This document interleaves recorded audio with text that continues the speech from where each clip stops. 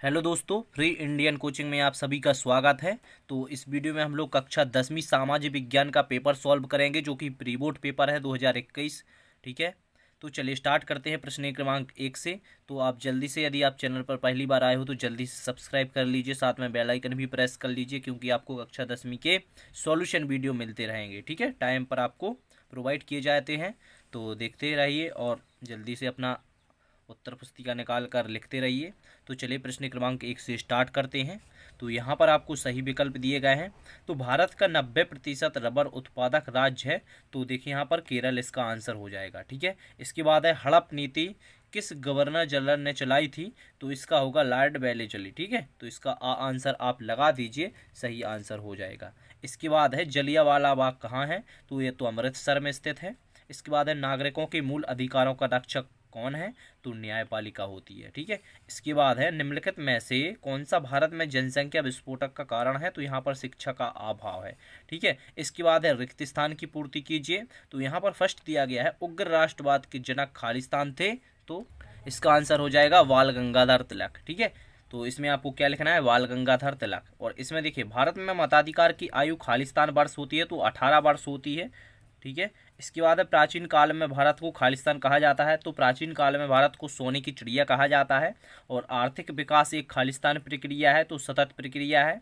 और दूरसंचार के माध्यम से वस्तुओं का क्रम विक्रय क्या कहलाता है, क्रय विक्रय टेली मार्केटिंग कहलाता है। तो प्रश्न क्रमांक 2 के सभी आंसर एक साथ आप देख लीजिए जल्दी से और लिख लीजिए। ठीक है, ये रहे आपके सभी आंसर, पाँचों के पाँच आप जल्दी से नोट कर लीजिए। खालिस्तान है जो कि, तो पहले में बाल गंगाधर तिलक, 18 सोने की चिड़िया, सतत और टेली मार्केटिंग। तो जल्दी से इनको लिख लीजिए। इसके बाद प्रश्न क्रमांक 3 देखते हैं।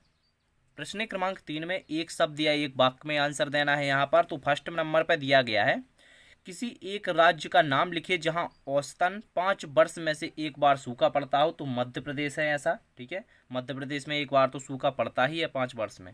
ठीक है, तो यहाँ पर आप मध्य प्रदेश लिख लीजिए इसका आंसर। और किसका बलिदान प्रथम स्वतंत्रता संग्राम में पहली आहुति थी। तो मंगल पांडे होगा। इसके बाद भारत में बेरोजगारी कितने प्रकार की है। तो भारत में बेरोजगारी 2 प्रकार की होती है, ग्रामीण और शहरी बेरोजगारी।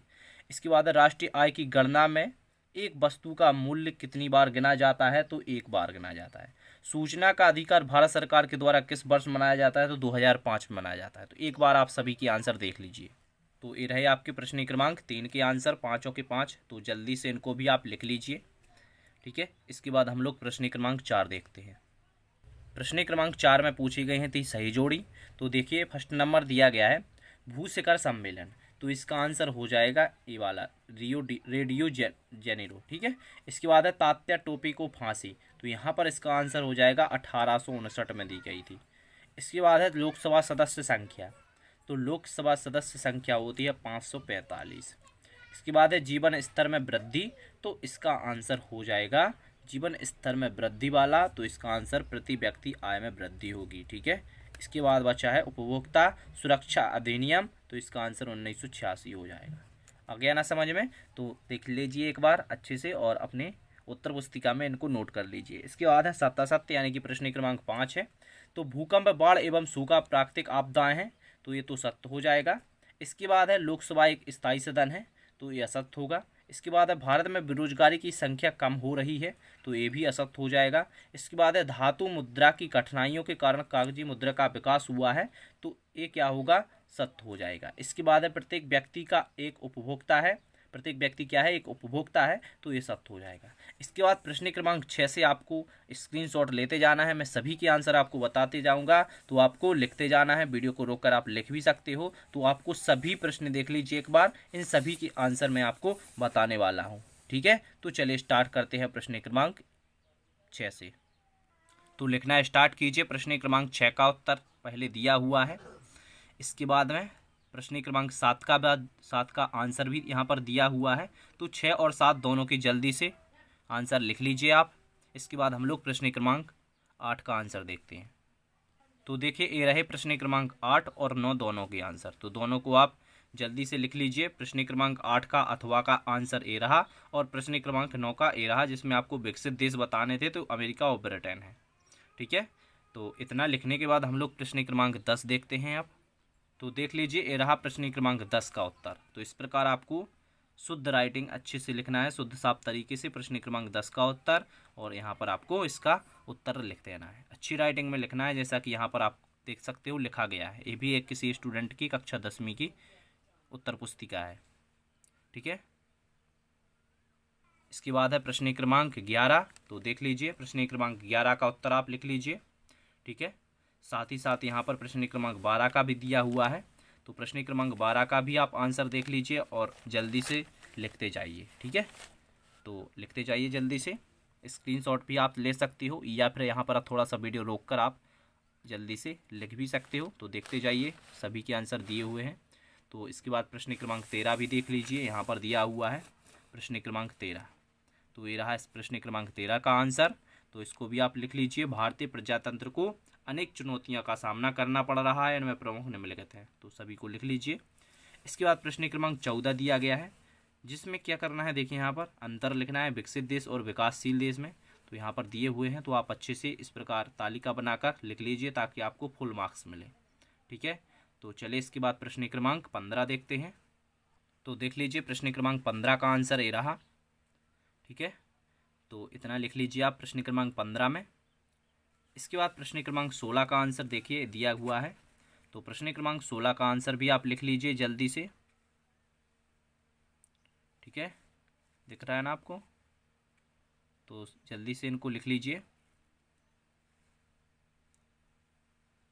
इतना लिखने के बाद देखते हैं प्रश्न क्रमांक 17। तो देखिए प्रश्न क्रमांक 17 का ये रहा आंसर, प्रश्न क्रमांक 17 का, ठीक है। इसके बाद 18 का भी देखते हैं। तो प्रश्न क्रमांक 17 का यहाँ पर देखिए अथवा लिखा हुआ है, तो आपको ध्यान से देखते जाना है कि अथवा का है कि प्रश्न है, ठीक है। तो देखते जाना है। यहाँ पर प्रश्न क्रमांक 18 का उत्तर दिया हुआ है, जिसमें एकहरी नागरिकता पूछा गया था कि एकहरी नागरिकता किसे कहते हैं, ठीक है। इसके बाद है प्रश्न क्रमांक 19, जिसमें पूछा गया था भारतीय संविधान में प्रस्तावना का क्या महत्व है। तो ये रहा प्रश्न क्रमांक 19 का आंसर, प्रस्तावना का महत्व, ठीक है। लिख लिया ना। चलिए इसके बाद प्रश्न क्रमांक 20 देखते हैं। तो देख लीजिए प्रश्न क्रमांक 20 लोकसभा अध्यक्ष के कार्य लिखना था, जिसमें प्रश्न क्रमांक 20 में। तो ये रहा इसका आंसर। तो जल्दी से इसको आप लिख लीजिए, और चैनल पर पहली बार थे तो जल्दी से सब्सक्राइब कर दीजिए, लाइक भी कर दीजिए, ठीक है। इसके बाद देखते हैं प्रश्न क्रमांक 21। तो प्रश्न क्रमांक 21 का आपको अथवा का आंसर यहाँ पर लिखना है। तो देख लीजिए, उपभोक्ता के निम्नलिखित कर्तव्य, कोई 4 कर्तव्य लिखना था, लेकिन यहाँ पर मैंने 5 लिख दिए हैं। तो आप चाहो तो 4 लिख सकते हो या फिर 5 भी लिख सकते हो। इसके बाद है प्रश्न क्रमांक 22। देख लीजिए, प्रश्न क्रमांक 22 का उत्तर दिया गया है बाढ़ आपदा के लिए उत्तरदायी कारक लिखना था, कोई 5, तो आप 6 लिख लीजिए, ठीक है। इतना लिखने के बाद अब बढ़ते हैं प्रश्न क्रमांक 23 की तरफ। तो ये रहा प्रश्न क्रमांक 23 का उत्तर। तो इसको भी आप जल्दी से लिखते जाइए, ठीक है। तो यहाँ पर आप लिखते जाइए, वीडियो को रोक रोक कर जल्दी लिखते जाइए। इसके बाद हम लोग इसका लास्ट क्वेश्चन देखते हैं। तो ये रहा प्रश्न क्रमांक 24, जो कि लास्ट है, ठीक है। 24 के बाद 25 भी है अभी। तो 24 का आंसर लिखिए पहले। 24 का आंसर लिखने के बाद इसका 25वां भी देखते हैं। तो ये रहा प्रश्न क्रमांक 25 का अथवा का आंसर, जिसमें व्यवस्थापिका की प्रमुख कार्य लिखना था। तो लिख लीजिए जल्दी से, और अपने दोस्तों में इस वीडियो को ज़्यादा से ज़्यादा शेयर ज़रूर करना है, ताकि वो भी इस वीडियो का लाभ उठा सकें। तो कम से कम आप 5 से 10 लोगों को शेयर कर दीजिए प्लीज़। आपको पूरा सॉल्यूशन मिल गया ना, तो आपका फ़ायदा हुआ, तो थोड़ा सा मेरा फ़ायदा भी करवा दीजिए। जल्दी से आप व्हाट्सएप पर जाइए, अपने दोस्तों में से शेयर कर दीजिए। Thank you.